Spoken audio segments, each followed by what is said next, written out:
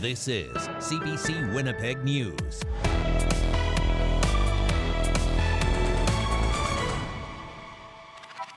Good evening. Thank you for joining us. You have reached the long weekend. Beautiful weather. Get out there, get active. But a Winnipeg City Councillor says he's concerned about how fast people ride their bikes, e-bikes and scooters. CBC's Cameron McLean reports on a proposal to impose speed limits on active transportation paths. I mean, you have your throttle here, basically, and then you have the gear shifter. Jeff Nesbiak owns Corridon Cycle and Sport. He's seen the popularity of e-bikes like this grow in recent years. A lot of people are actually trading in their generic mountain bike. They want an electric bike. They want to be able to get there quicker. And I get a lot of older clientele, too, that just can't bike anymore. Electric bikes and scooters already have a speed limit. Manitoba law caps them at 32 kilometers per hour. But St. James councillor Sean Dobson wants to lower that speed limit on active transportation paths. My concern is that people are going too fast, and I want to make them safer for everyone, pedestrians, perhaps people walking with their children. Other cities have already introduced speed limits for power-assisted devices. Calgary set theirs at 20 kilometers per hour. Mark Coho with Bike Winnipeg thinks the city needs to take a wider approach to improving safety. Let's make sure we're looking at the infrastructure that we're providing, the education we're providing to users. Let's think about how we're regulating not just the speeds, but also the size and power of the e-bikes and e-scooters as well. Nesbiak says he agrees that a speed limit is necessary. Especially in congested areas, you know, you don't want someone flying up on you during a bomber game or something. Councillor Dobson says he's most worried about people getting on e-scooters and bikes for the first time, like me. That's why he wants a public education component to be part of the new rules. His motion will be debated at the Public Works Committee next week. Cameron McLean, CBC News, Winnipeg. There are many new faces among the MLAs elected on Tuesday. Nearly half of them are new to the job. The CBC's Ian Fraze joins us now live from the newsroom. What are we learning about these new candidates, Ian?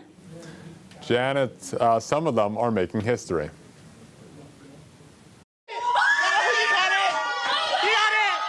Jumping with joy. The moment Jolene De La Cruz found out she was elected. And I couldn't believe it at first. Closing up her campaign office, the 23-year-old is about to move into the legislative building. It's believed De La Cruz is the youngest woman ever elected to the Manitoba legislature. As much as it was my name on the ballot and it was my face on these signs behind us, it really was a family ordeal. And as excited as they were, I was excited for them and and the ability to bring their story to the table. De La Cruz was a student union president, where her advocacy got the attention of the provincial NDP. She says her youth did not faze voters as she was campaigning in Radisson. But I actually found the opposite. A lot of people were very excited to have a fresh voice and to have someone new to politics entering the field. Jennifer Chen is making history too, believed to be the first Chinese-Canadian MLA in Manitoba. It's important to not just have a seat, but to bring people's voice and working with all communities. Chen moved to Canada almost 15 years ago to study at the University of Manitoba. After graduating, she became involved in politics as a school trustee. Chen will represent the NDP in Fort Richmond. Coming from immigrant background, coming from the background of working with all different communities through my community work and the school board trustee work, I'm very grateful for having this opportunity to represent a diverse Fort Richmond. Logan Oxenham is Manitoba's first openly transgender MLA. Feels really special. Yeah. And I really want to do right by community. Oxenham will be the NDP MLA in Kirkfield Park. He says this milestone to elected office matters, especially in light of growing anti-trans rhetoric. I think historically trans people have been erased, from a lot of, history. And I think it's really important because you can't erase this moment. You can't erase the fact that I'm going to be at that table. What are we learning about our new Premier Designate, the NDP leader. Yeah, we are learning more about who will be advising Canoe in his transition to government. His office released a list of 11 people from business, government, medicine, and social agencies to be part of that advisory group.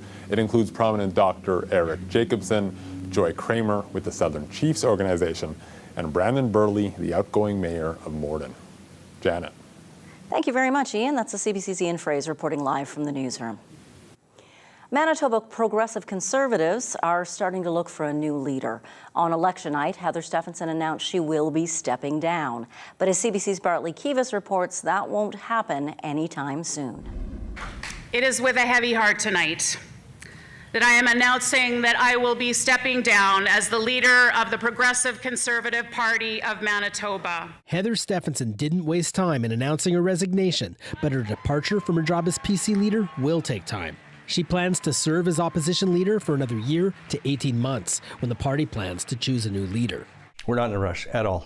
Not at all.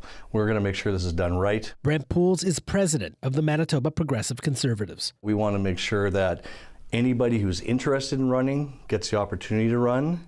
Those that are running get an opportunity to engage with party members, Manitobans, sell memberships, get excited about where the party's going, etc.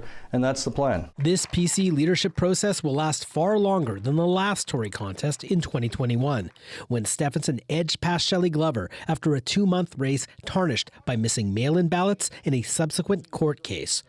Former interim premier Kelvin Gertsen says prospective leaders need to find out what voters want to see from the PCs. There should be time for them to be able to speak more broadly to Manitobans, to have that discussion about the things that they think that we got right, and frankly, the things that we got wrong.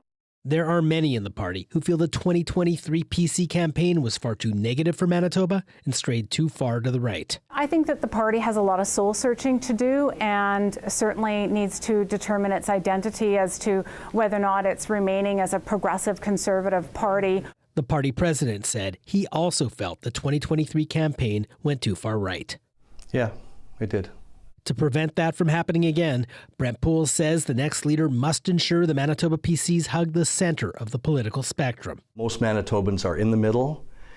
Those are the type of people I believe will be attracted to be the leaders of our party, knowing that it's a dynamic party, and I'm excited to see what kind of people come forward. In addition to Stephenson, there are 21 PC MLAs for the party to consider as leader. Kelvin Gertsen already ruled himself out. Bartley Kivas, CBC News, Winnipeg. The union representing Manitoba civil servants says it's prepared to hit the picket line after rejecting the province's latest contract offer. Manitoba Government and General Employees Union President Kyle Ross says the government offered wage increases of 2% each year for 4 years. He says that wage offer was too low and doesn't keep up with inflation. This is the first time in the MGU history that civil service members have voted to give their bargaining committee a strike mandate. I think that tells you something. Public sector workers have had enough of the outgoing government's 2% wage mandate and are prepared to take strike action if they can't get a fair deal. The MGEU represents 11,000 civil servants, including correctional officers, conservation officers, public health inspectors, and social workers. The first shipments of the updated COVID and seasonal flu vaccine are being sent across the province. Manitoba Health says the vaccines will go to high-priority locations first, such as personal care homes and hospitals. They will then become more widely available in the next few weeks. Anyone who wants the shot can get it as soon as it's available. The updated Moderna shot is currently being distributed to vaccine sites. More COVID vaccines are expected to arrive in the coming weeks. You can check the Government of Manitoba's online vaccine finder for locations. The Manitoba HIV program is teaming up with community partners to offer an innovative new outreach project. Rates of HIV transmission are rising dramatically across Manitoba. But as CBC's Emily Brass explains, the group's been struggling to get the province's support. The new program to access treatment for HIV and support more paths launched quietly last week. The team includes a nurse, a social worker, and an outreach worker. They're visiting encampments and other places to offer vulnerable people living with HIV medication and support. The Manitoba HIV program says rates of transmission are growing exponentially. Program lead Kimberly Templeton says they used to see around 100 new cases a year. This year, she expects that to spike well above 300. And without any kind of meaningful change or intervention, we expect that trajectory to continue. Templeton says part of that meaningful change is helping people get ready for treatment by building relationships and connecting them with things like affordable housing and mental health support. Mike Payne with Nine Circles Community Health Center says that's why they need to reach people where they're at. He says previous projects have shown street outreach works. It made people feel important, and it made people feel cared for and respected. And that's something that a lot of the folks that we're meeting right now haven't felt when they encounter some of the other parts of our health and social service system. Unlike most parts of Canada, half of the people entering the Manitoba HIV program are women. 50% of those women experienced homelessness, and nearly 2/3 say they've used injected drugs. About 7 in 10 of any gender are Indigenous. Laverne Gervais from Ganiganichik says her group is helping guide the PATHS team on culturally informed care. It's not out there in any of the health clinics that we go to now. You might see some pictures on the wall, but that's not enough to tell somebody that they're welcomed. Right? It really is that relationship, and that part of that relationship is the culture. The Manitoba HIV program says despite the alarming rise in cases, the PC government wouldn't support PATHS. It hopes the new NDP leadership will. Emily Brass, CBC News, Winnipeg. Sharp words and ridicule today from Vladimir Putin for the former Speaker of the House of Commons. Putin called him an idiot in response to a question from a Winnipegger about Parliament's standing ovation for a veteran with Nazi ties. Briar Stewart reports now with Canada's response. The Parliament of Canada. It was only a matter of time before Russia's president weighed in. Fighting on the side of the Nazi forces. Vladimir Putin is, of course, referring to this. When MPs gave a standing ovation to Yaroslav Hunka, a Ukrainian Second World War veteran honored in front of Ukraine's president. Before it emerged, Hunka fought for a Nazi-affiliated unit. I must step down. The incident led to the Speaker's resignation. And now ridicule from a leader who claims he isn't waging war in Ukraine, but trying to denazify it. If he really didn't know that Hitler was fighting against Russia during that war, then he's an idiot. Putin made the remarks after being asked by a Canadian professor in the audience to give his thoughts on the Hunka incident. President Putin. Radhika Desai is with the University of Manitoba. Are we forgetting that Russia was an ally of ours in the Second World War? She told CBC News she had to submit her question beforehand, but wanted to raise the issue because she thinks history is being overlooked. We have convinced ourselves that, that basically everything Russian is bad. Convincing. And while Putin spoke at the forum, rescuers in Ukraine searched through the rubble of a missile attack on a cafe southeast of Kharkiv that left dozens dead, one of the deadliest attacks since Russia's invasion.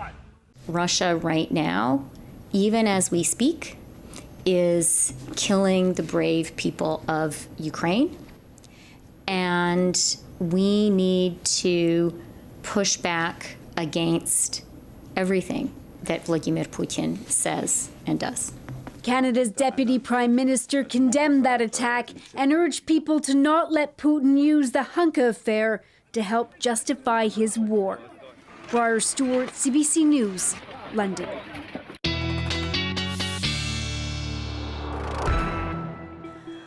Riley Lachuk joins us now, our weather specialist. I took the bus this morning, and I have to say I found it startlingly cold and windy out there. Felt a lot like fall, didn't it? It certainly did. Kind of took a hard turn. And, we're going to turn the page here and about 12 hours or so to more seasonal and less of a chilly wind. But we can take a look at satellite radar right now, and you can still see a few scattered showers still starting to make their way through southeastern Manitoba.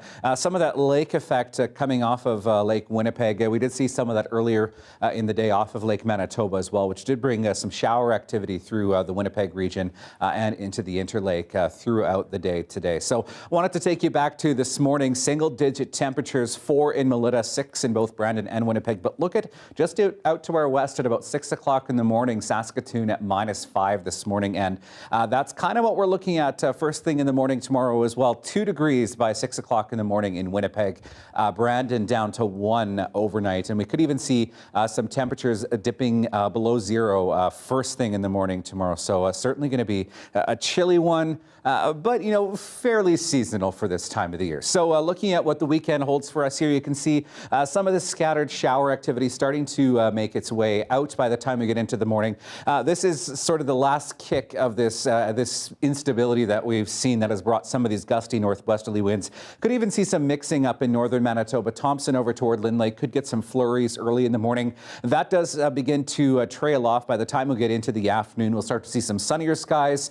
Our flow shifting around out of the southwest, so we'll see a bit of a warmer wind come the late afternoon tomorrow, a lot sunnier conditions, and that is going to set us up for a lot drier conditions as we get into the rest of the weekend and into next week as well. So looking at Sunday here, still some lingering cloud cover. We will start to see sunnier skies by the time we get into the later part of Sunday and into Monday. So in terms of rainfall yet to come, you know, it's basically centered through eastern Manitoba into northwestern Ontario. Could pick up another couple of millimeters in some of these scattered showers, but really not much to write home about. But, you know, the story today has really been the winds. Still seeing winds this evening gusting at up to 40 kilometers an hour through the Red River Valley, even into the Brandon region, seeing winds gusting at 35. And you can see as we get into Saturday, these winds shifting around out of the southwest, a lot lighter than they were today, and that's going to set us up as we get into Sunday as well. So 7 degrees, we didn't get better than 10 in Winnipeg today. Still seeing winds gusting out of the northwest up to about 40 kilometers an hour.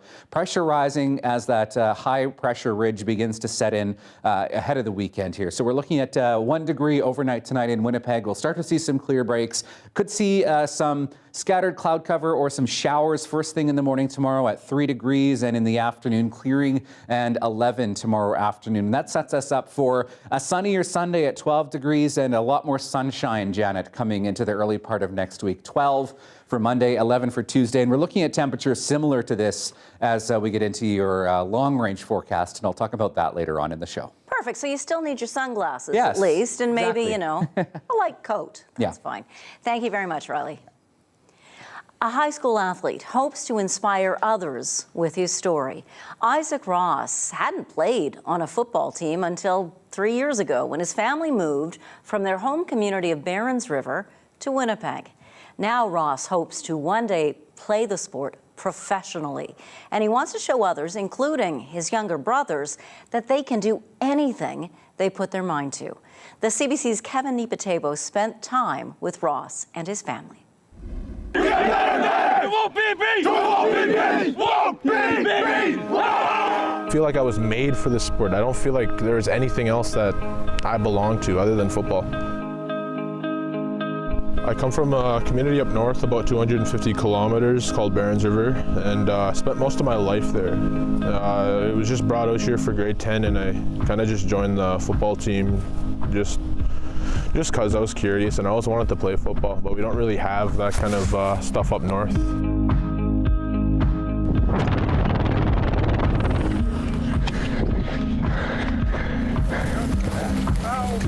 If we didn't move, then I only would have been up to grade 9 education, probably would have been working a job right now, wouldn't have been going to school, wouldn't even have hopes of even trying to pursue anything along the lines of school or football or any sport. I would have just given up.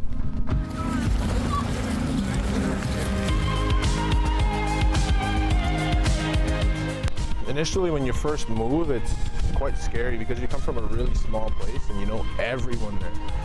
But coming here, you don't know anybody, you have to start over, it's a completely new environment, and it basically shook my world.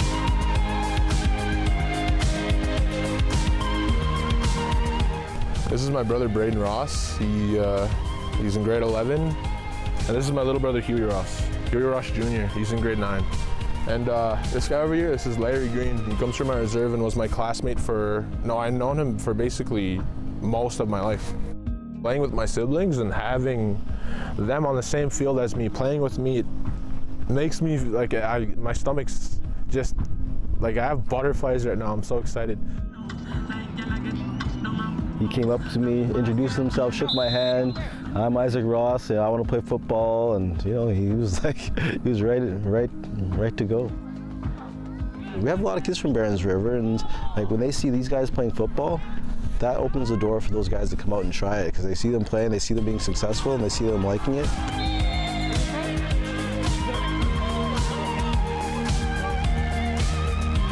Like right now I'm choked, Like I never thought this day would come. And it's here. Isaac is determined to play in the NFL or the CFL. And I do see that for him. There's not a lot of niche football players out there, and I kind of want to show everyone that they can come out here and do everything that I'm doing too. And they could possibly even surpass me. Like I've never felt like I belong to anything as much as I do with football. It's a great story. Hope he makes his dream come true. An important part of the coming long weekend for many Manitobans is the opportunity to gather with people we care about and share a meal. That warmth and sense of community was certainly on the menu today as people gathered at Siloam Mission for its annual Thanksgiving feast. CBC spent some time there as volunteers served up the biggest meal of the year. I told you to back. Didn't I just serve you a plate, Daisy? Dark roast. How are you? We are doing 350 pounds of potatoes today. We are doing 160 pounds of coleslaw. We are doing 750 portions of turkey. I don't even know how many pies we got brought in, but super grateful to Hutterite communities that have put those together for us and really made it possible for this meal to happen today. Great. So we're expecting to serve 800 plates in the next 2 hours, and we are a well-oiled machine. We have some volunteers who have done it for years. We have some newcomers as well. Everybody knows what they need to do, and what's really special is for the first time, the community members have a sit-down dinner. And so we as volunteers and staff, we serve them. How was the dinner? Dinner is good. Dinner is great and the people is all good and all that stuff. So pretty much, they're great people. Thank you. Well, if you want to make a difference in the world, to a community that hasn't had the same breaks in life that I may have had, this is a wonderful, wonderful opportunity to come and lend a hand. It just feels good to give back, and so that's what I do. I come here and volunteer every day in the afternoon, help out in the kitchen, serve and prep food. And it's always fun, You meet different people and your mind there's a whole lot of things you'll learn from volunteering. How's the grub? It's good. It's delicious. It's a good meal. Is it the same as other years, or is it better? I find it a bit better this year. A bit more of a serving. It is going so beautifully. There was a special story. A gentleman finished his dinner, and he asked me if I could share with him where he should go because he's decided to go into detox today. So I'm very thankful. Our work is good. Today we're feeling so blessed that we can share this blessing with community members. That's really possible because of the donors that are making contributions that make today real. And we want to make sure that everybody in our community knows that they are loved, that they have value, and that today they get to celebrate with their chosen family or their family of necessity, just like you and I might be celebrating this weekend with our own families. It's beautiful. Coming up, why an Iranian women's rights activist who's currently in jail has been awarded this year's Nobel Peace Prize. CBC Winnipeg News. We'll be right back.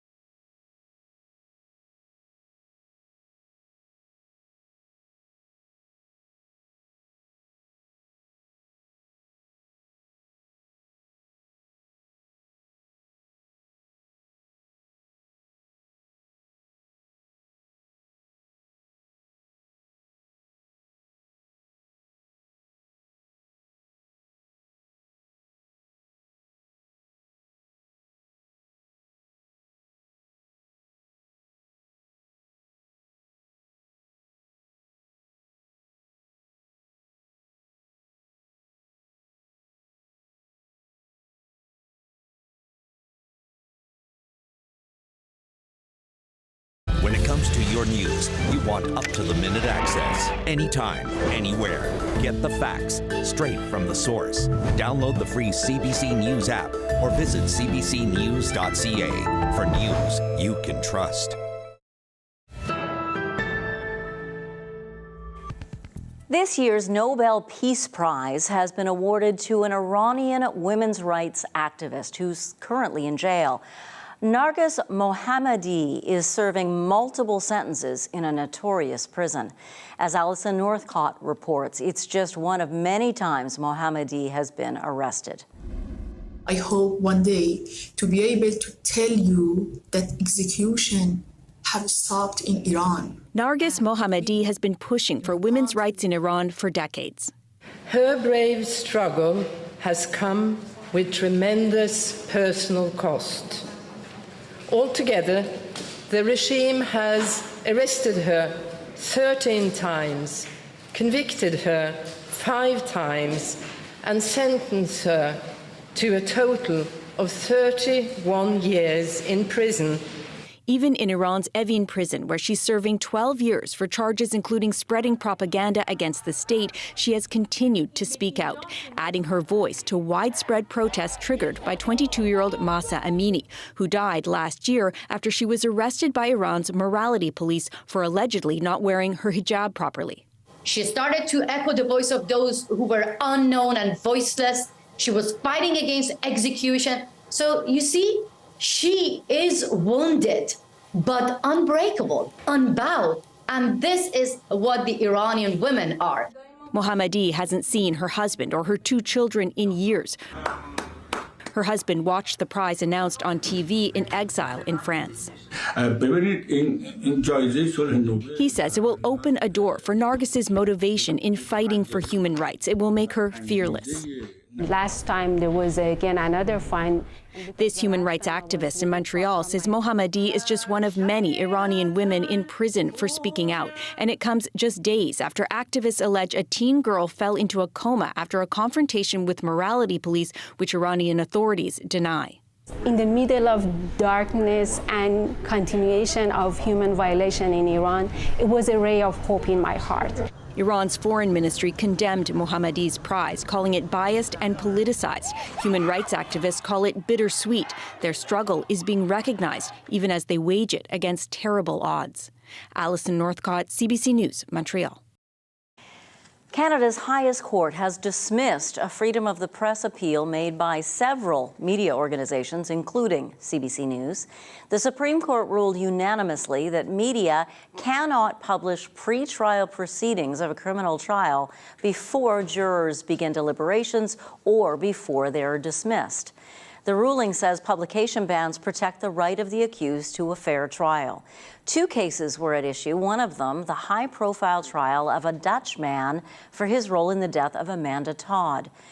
She's the BC teen who died by suicide in 2012 after being exploited online. The man was convicted. 8 media organizations had argued a publication ban on pre-trial proceedings in the cases violated freedom of the press.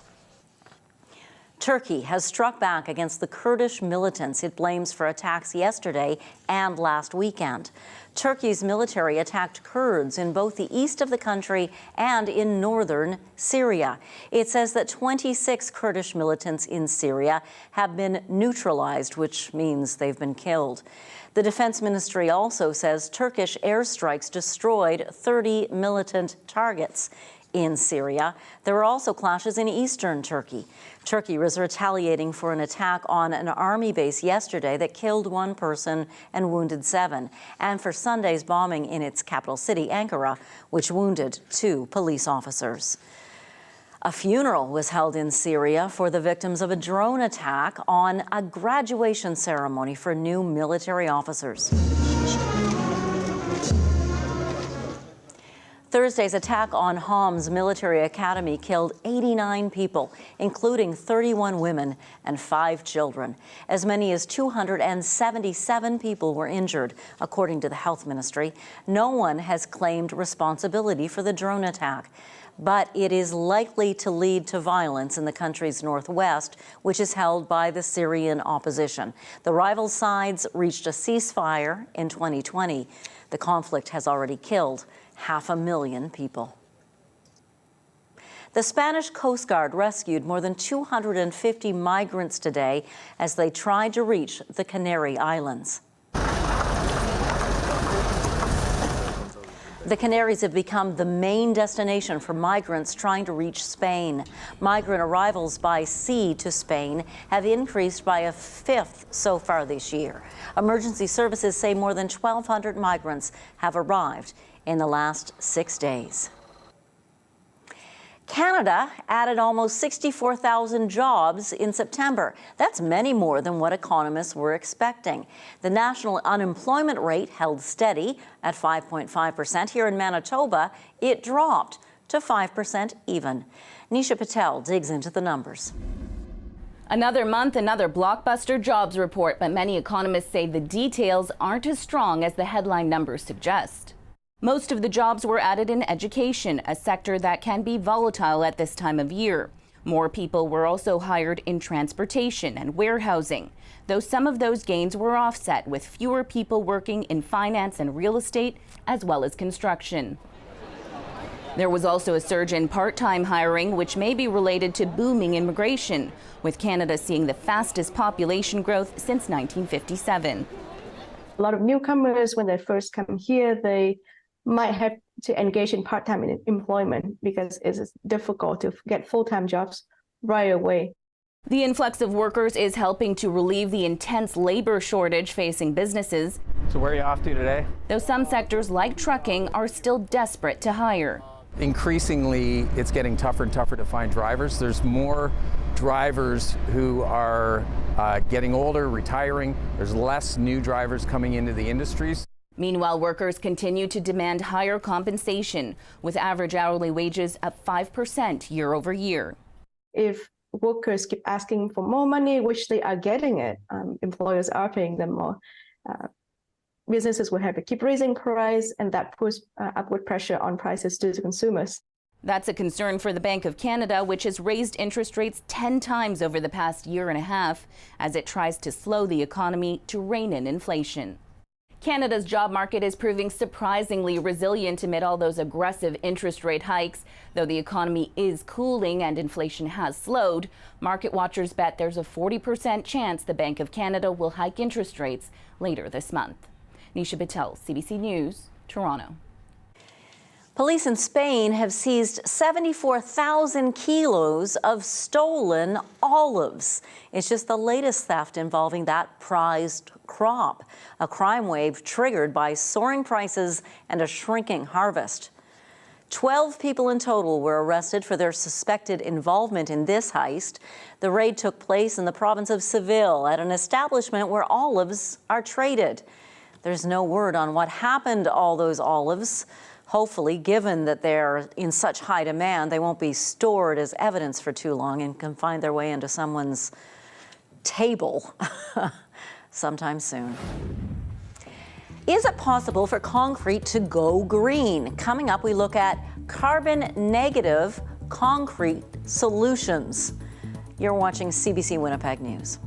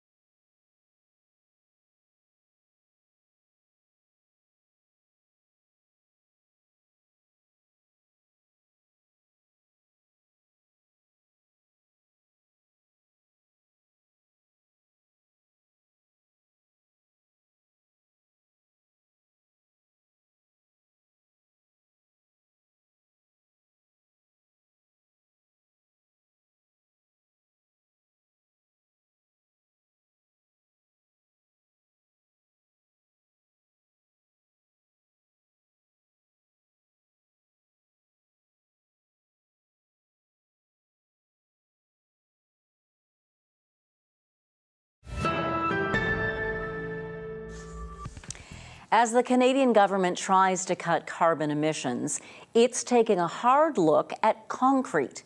The industry apparently accounts for up to 8% of global emissions.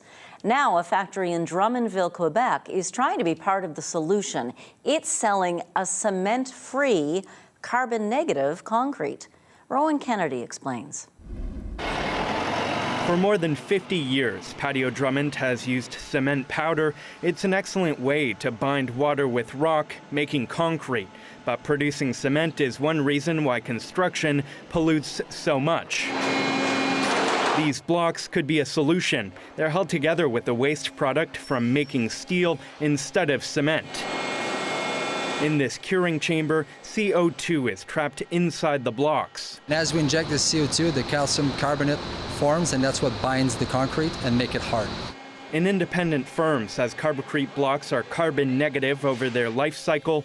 The company behind the technology says the carbon trapped inside offsets the CO2 released by making it, a greener alternative to concrete blocks made with cement. Every ton of cement produced, there's a ton of CO2 produced, and so if you look at the entire worldwide production, you're looking at, 8% of GHG or, about 4 gigatons. Last week, Patio Drummond put carbocrete blocks on sale for the first time after years of testing and investing tens of millions of dollars into the equipment. We use the same aggregates as we use in a regular block. The distributor says they account for a tenth of the cinder blocks it produces. Girardin says there's already demand, even though they sell for 30% more. The test we've done shows that the longevity or the durability of the products is the same or even better than a standard block. I don't think one product will revolutionize the industry. This material science professor says carbocrete blocks are a step in the right direction. In my opinion, there's no one single solution to solving our CO2 emission problem. So I really welcome any and all new technologies that can fill a niche. These two curing chambers can make 2,400 carbocrete cinder blocks a day. Patio Drummond hopes to double that within a year. Rowan Kennedy, CBC News, Drummondville. The public is now getting its first look at a fantastic fossil in Alberta. A 69-million-year-old skull is being called one of the country's greatest dinosaur discoveries, and it is now on display in Drumheller, Alberta. Dan McGarvey has more on this rare find. It's a moment 69 million years in the making. The curtain gets drawn back on a huge fossilized Triceratops skull. Caleb Brown with the museum says it's an iconic addition to the Royal Tyrrell's collection. So we're very excited to have it, and we're incredibly excited how well preserved it is. It's the best preserved, most complete Triceratops specimen from Canada. It was found after the 2013 floods near Pincher Creek as part of a museum project surveying new areas of Alberta for fossil deposits. The crew found more than 200 new fossil sites and collected almost 500 specimens, but the best thing they collected was this Triceratops skull. Ian MacDonald, a fossil technician at the museum, spent 7 years of painstaking work bringing this fossil back to life. It's such a high quality specimen, like the bone is beautifully preserved, and there's all that, I mean, you've seen like all the grooves and pits and ridges, like all that detail is lovely, and it's very ever so slightly deformed, but it's essentially three-dimensional and stuff, so it's been a very rewarding project the whole way through, really. You can see the Triceratops as part of the Royal Tyrrell's Fossils in Focus exhibit. Dan McGarvey, CBC News, Drumheller.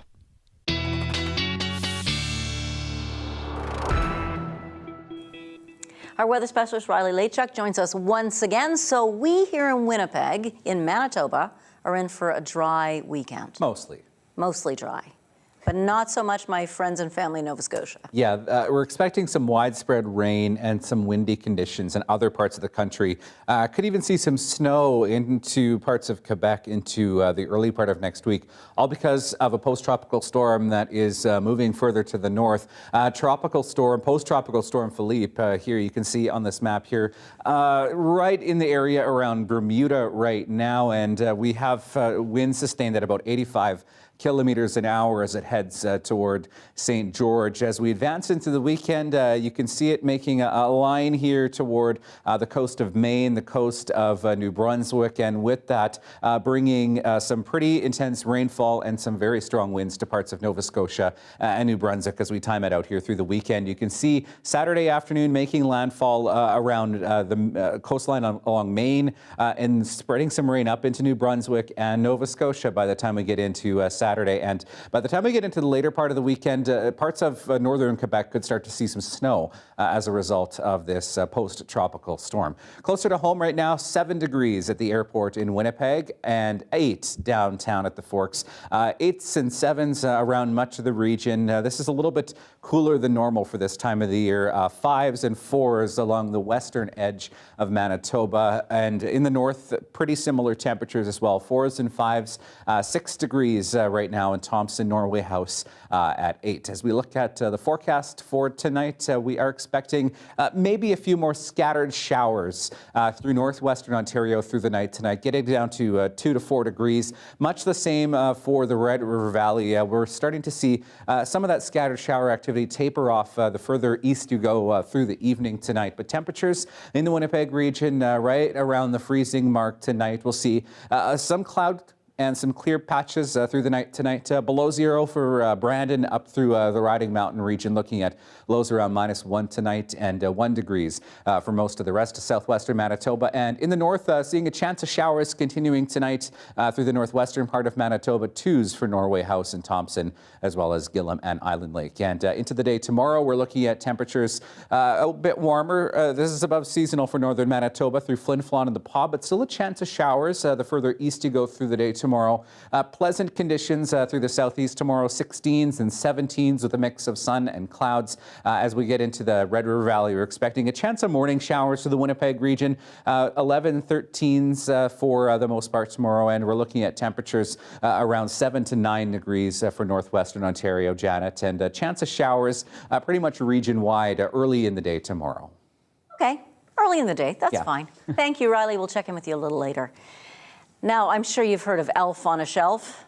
Now there's elk on a swing. I did get a hold of somebody. Let's go check it out. Okay, maybe not a swing, but close enough. This is police body cam footage showing a poor elk, an animal caught in a tree swing in Washington State last month. Now, no one told the young bull that these guys were actually there to help, so it took quite a few times for them to free it without being charged themselves. He was just so scared. The elk charged the helpful officer, knocking him to the ground a couple times. It took several more attempts and risky moves before they did manage to free those antlers. Whew! No one was harmed. Good news. Coming up, we're going to meet a youth mental health champion. Stay with us.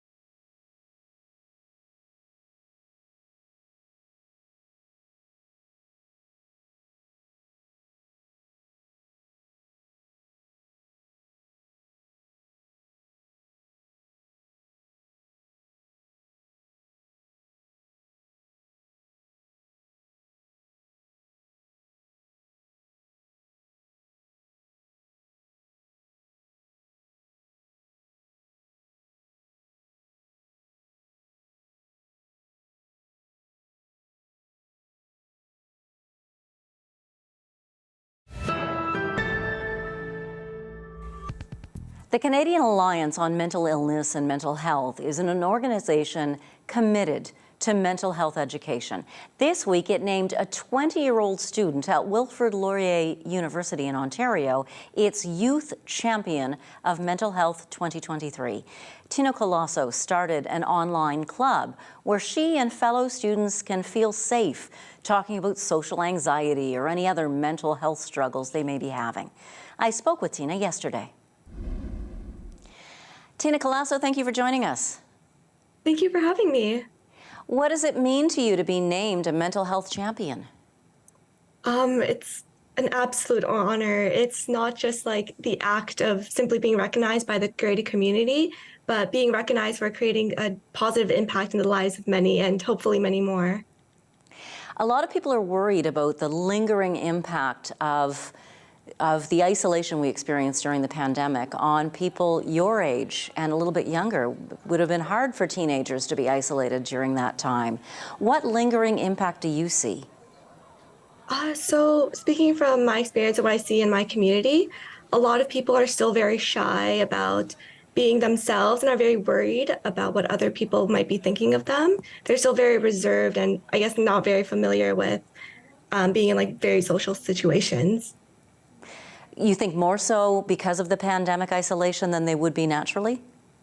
Yes, I think it's because everyone was stuck at home, weren't able to have like that face-to-face connection with other members of their community. How did that impact you? It was tough. So my main support system comes from my friends and people that I see on like the daily basis, like my teachers. Not being able to like properly see them face-to-face or like laugh with them in person was a little challenging. What would your advice be for how to perhaps stretch and leave that shyness behind? A lot of it comes from people being into their own heads, as in like they always think of what other people are thinking of them. I think my biggest advice, even though it may be hard, is just try to not be in your own head too much. Try to just start saying yes to things or just doing something that you're uncomfortable with so you have room for improvement, so you can grow, learn new things, try something new. You might end up liking it and it might turn out for the better. Often when we're in our own heads, our own heads are giving us negative messages. Do you find that? So, yes, for sure. That was definitely me in high school. I was definitely one of those people to be like, oh, if I do this, would so-and-so notice or would so-and-so like laugh at me? I would be so in my own head that I would stop trying new things. I would stop putting myself out there. So how do you get out of your own head?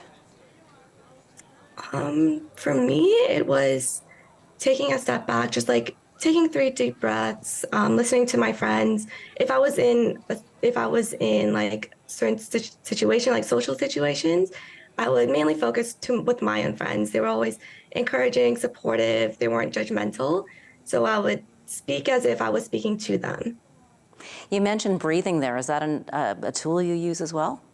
Yes, it is. Just taking a moment to pause, to just collect myself before I speak, it really helps. What else would you have as advice for someone who is 20 like yourself and heading out into the world? Try new things. Start saying yes to new things. Going out even when like you're scared to. That's when I think you learn the most about yourself and learn the most about what you like, as well as you can find new opportunities that way. Tina Colosso, thank you so much. Thank you for having me.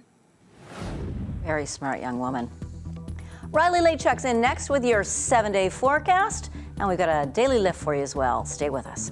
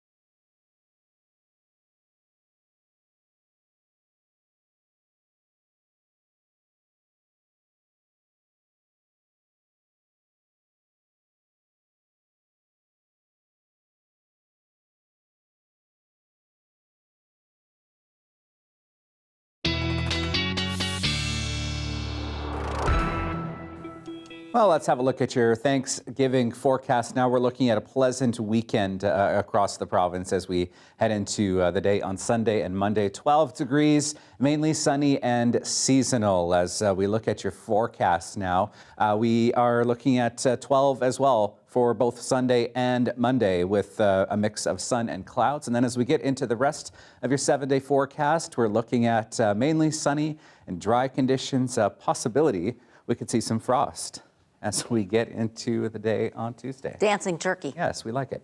Have you been trying to get yourself or the people in your life off of their video games or their phones and into the real world? It's a tough thing to do, Yes. but we've got a fun suggestion as tonight's Daily Lift.